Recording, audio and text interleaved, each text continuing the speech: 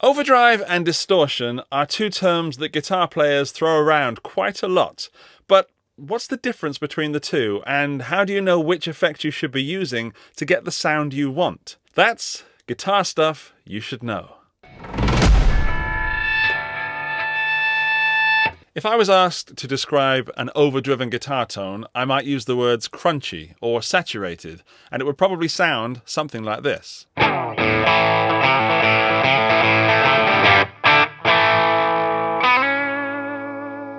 And if I was asked to describe a distorted guitar tone, I might use the words aggressive or even brutal, and it would probably sound something like this.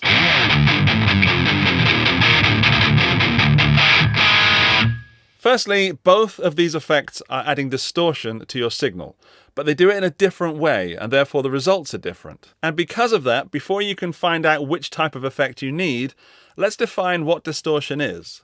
Quite simply, distortion is what happens when an audio device, such as a pedal or an amplifier, is given more signal than it can handle. Let's use some science. The signal coming from your electric guitar is actually quite complex, so before we get onto this, let's start with something simple. I've got a tone generator here generating a nice clean sine wave at 440 Hz. It sounds like this, and we can see it if we put it through an oscilloscope, so it looks like this. The x-axis being time and the y-axis being signal level. Just above the wave here is what we call the ceiling, and that shows the maximum signal that the oscilloscope can receive before the device itself starts to distort. Now, if I increase the volume of the tone generator, you can see that the top of the wave gets clipped off. It gets pushed down and squashed, and that roundness has disappeared. We've just got a flat line. That is called clipping, which is a term you might have heard of. Now, taking it back down to where it was, so it's nice and clean, if you look at that distance between the top of the wave and the ceiling, that distance there is called the headroom.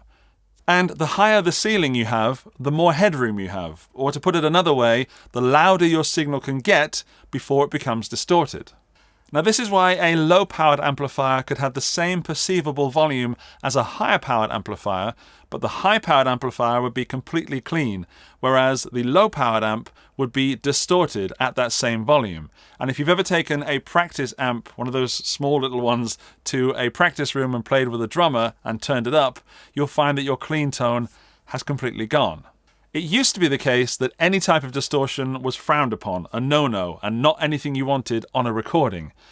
Until some clever chaps decided to turn up their guitar amps and turn up their preamps on their mics and get this warm, saturated, fuzzy sound that was actually quite desirable.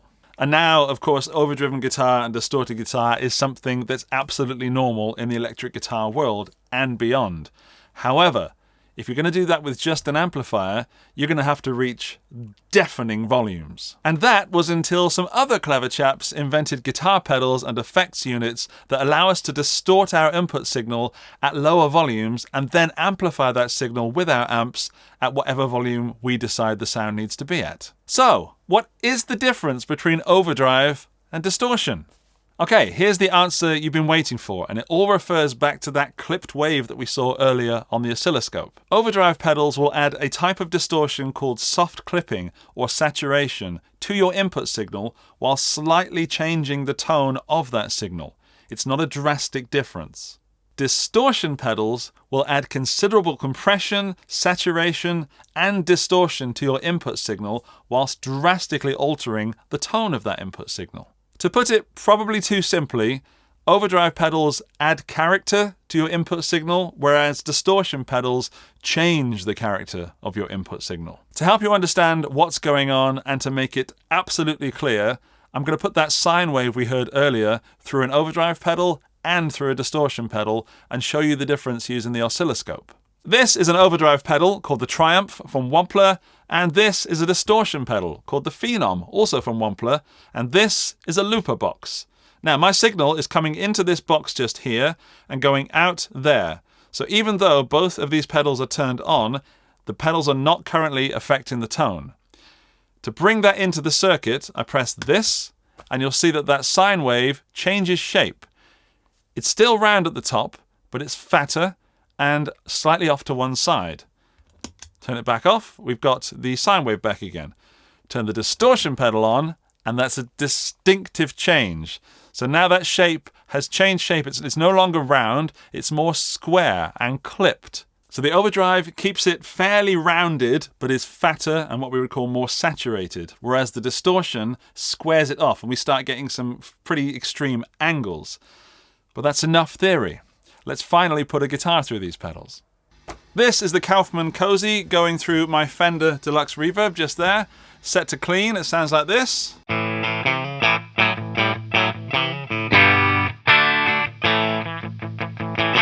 So let's now hear it through the overdrive pedal.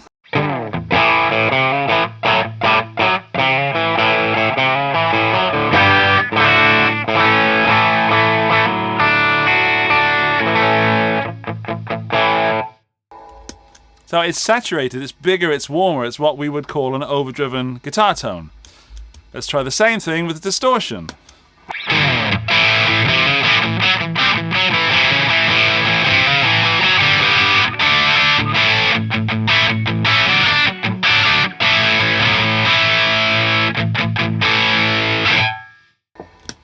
It's more aggressive, it's raspier, it's angrier, it's not brutal at this setting, but it certainly is distorted.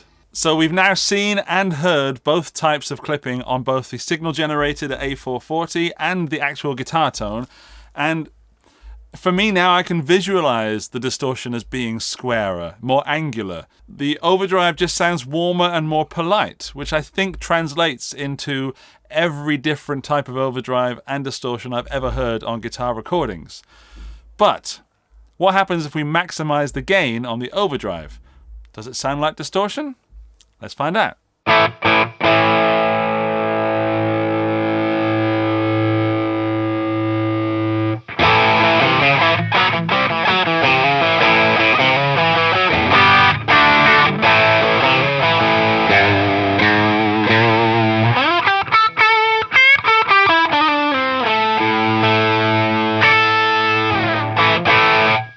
It's angrier, but still polite. I can still hear it being round if we think in terms of that waveform. So let's push the gain to the absolute maximum and see how distorted it gets.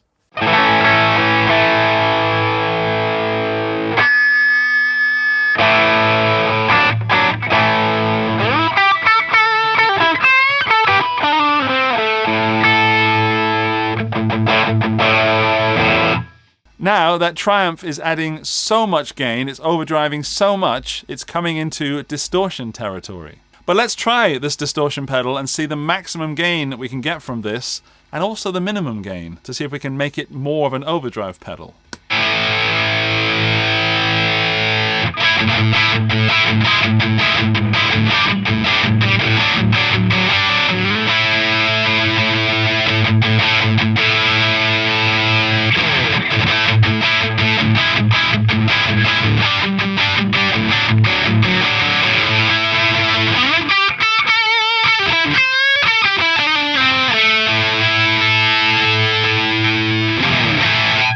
Now that is genuinely one of the most fun things you can do as a guitar player, is to turn the gain all the way up and see how many faces you can melt.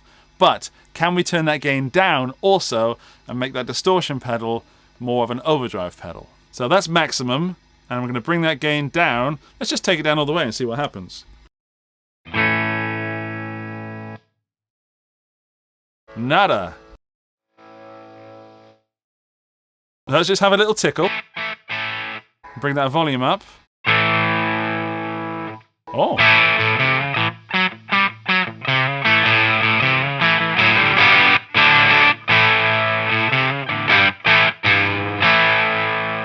So that sound is less gainy, therefore in more overdrive territory, but still jagged, still not round. So I wonder if I can make it round by using this bass, middle, and treble control. So I'll have a little fiddle. And I'm going to put it in classic mode, which brings the top frequencies down a bit. So I put it back. Hang on, it sounds like this. And then classic. This is rounder. That's not as piercing. So I'm going to bring some of those highs down and bring the bass up.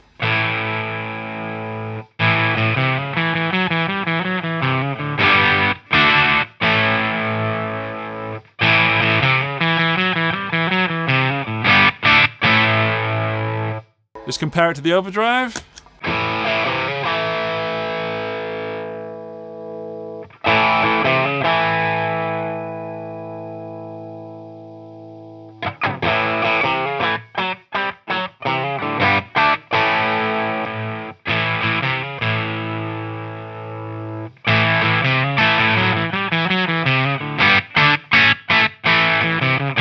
So as you can hopefully hear and see, there is a blurred line between what's overdrive and what's distortion. However, the distortion still retains its aggressive qualities even when it's on low gain. And the overdrive still retains its warm, saturated tone even when it's on high gain. Yeah. So we've answered the question of what is overdrive and what's distortion. We've also kind of found where that blurred line is, and that will differ depending on which pedals you use, or which amps, in fact, and which guitars also. It's a very complicated world. That's why there's so many videos and so many guitar products out there. However, the question we haven't answered is, do you need an overdrive pedal and a distortion pedal? Or can you get away with just having one? Like, so having a distortion pedal on low gain for overdrive and having it on high gain for distortion, or having an overdrive on an overdrive setting and then a high gain if you want some distortion. Again, that's to do entirely with your rig, but I would argue that because both pedals retain their own qualities, those nasally qualities and those round qualities, I think that's why us guitar players tend to have so many different pedals. They all do overdrive and distortion in such a different way. That's why there are thousands of tube screamers on the market. That's why Wampler have just brought out these pedals. That's why I have more pedals than I possibly could use in a lifetime. They all do something ever so slightly different, but there is a difference between overdrive and distortion, and there's an even further difference between fuzz, but we're not going to go into that in this video. I hope this has helped you decide whether you need to buy an overdrive pedal or a distortion pedal, but the true answer is go and test as many pedals as you can, but with your rig. So if you go into a music shop, take your guitar with you and try and play an amp similar to yours. Or, if you've got some really nice friends, borrow pedals from them and try them through your rig at home, because different pedals will sound different with different amps and different guitars and different fingers. If you don't have guitar playing friends or there are no music shops near you, my advice to you is not to go out and spend a lot of money on one pedal. My advice is to go out and spend a little to a lot of money on several pedals and test them out for yourself. For example, the Triumph Overdrive and the Phenom Distortion I've used today are coming in at around $100, and there are far more expensive pedals and some cheaper ones as well. Whatever you buy, and if you find you don't like it, you can always sell it to fund more pedals in the future. And the cycle goes round again. That's it from me and this episode of Guitar Stuff You Should Know. You've reached the end of the video, which means you are in the end of the video club, and to prove that you are a member of this prestigious elite, when you leave me a comment telling me what you think of the difference between overdrive and distortion and which pedals you might buy, please also include your favourite song with your favourite overdrive or distortion tone on it. Thank you for watching, and thank you to Wampler for sponsoring this video. There is a subscribe button on your screen now. Use it if you want to find out more guitar stuff you should know. I'm Andy. Bye-bye.